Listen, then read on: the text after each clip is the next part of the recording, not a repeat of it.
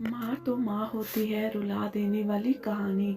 Hello माँ, मैं राजन बोल रहा हूँ। कैसी हो माँ? मैं ठीक हूँ बेटे। ये बताओ तुम और बहू दोनों कैसे हो? हम दोनों ठीक है माँ, आपकी बहुत याद आती है। अच्छा सुनो माँ, मैं अगले महीने इंडिया आ रहा हूँ तुम्हें लेने। क्या? हाँ माँ, अब हम सब साथ ही रहेंगे। सीमा कह रही थी माँ जी को कनाडा ले आओ, वहाँ अकेली बहुत परेशान हो रही होंगी। हेलो, सुन रही हो माँ? हाँ हाँ बेटे। बूढ़ी आंखों से खुशी की अश्रुधारा बह निकली। बेटे और बहू का प्यार नस नस में दौड़ने लगा।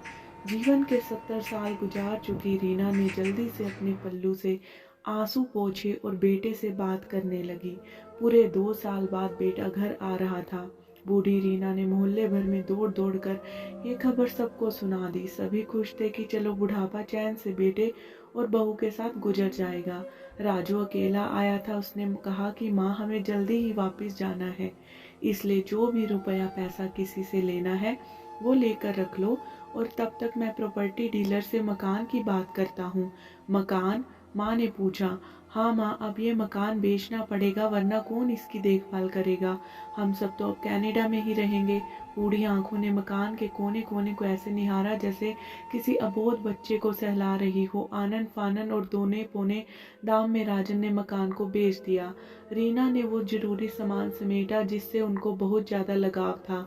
राजन टैक्सी मंगवा चुका था। एयरपोर्ट पहुंचकर राजू ने कहा, माँ तुम यहीं बैठी रहे, अंदर जाकर सामान की जांच और बोर्डिंग का वीजा का काम निपटा लेता हूँ। ठीक है बेटे। रीना देवी वहीं पास की बेंच पर बैठ गई। काफी समय बीत चुका था। बाहर बैठी रीना देवी बार बार उस दरवाजे की तरफ देख रही थी जिसमें राजन गया था, लेकिन अभी तक बाहर नहीं आया। शायद अंदर बहुत भीड़ होगी सोचकर बूढ़ी आंखें फिर से टकटकी लगाए देखने लगती हैं। अंधेरा हो चुका था। एयरपोर्ट के बाहर गमगमी कम हो चुकी थी। माँ जी, किससे मिलना है? एक कर्मचारी ने वृद्धा से पूछा। मेरा बेटा अंदर गया था टिकट लेने, वो मुझे कनाडा लेकर जा रहा है, रीना देवी ने कहा। लेकिन अंदर तो कोई पैसेंजर नहीं है। कनाडा जाने वाली फ्लाइट तो दोपहर में चली गई। क्या नाम था आपके बेटे का? कर्मचारी ने सवाल किया।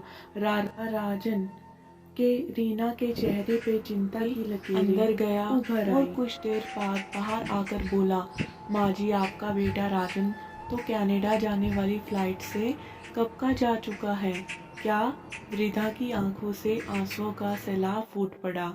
बूढ़ी माँ का रोम रोम कांप उठा।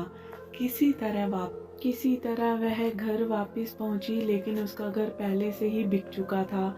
रात में घर के बाहर चबूतरे पर ही सो गई। सुबह हुई तो दयालु मकान मालिक ने कमरा रहने को दे दिया। पति की पेंशन से घर का किराया और खाने का काम चलने लगा।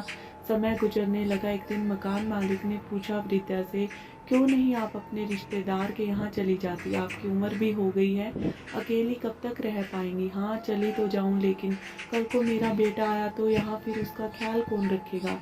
आंखों से आंसू आने लगे। दोस्तों, विनती है, माँ बाप का दिल कभी मत दुखाना।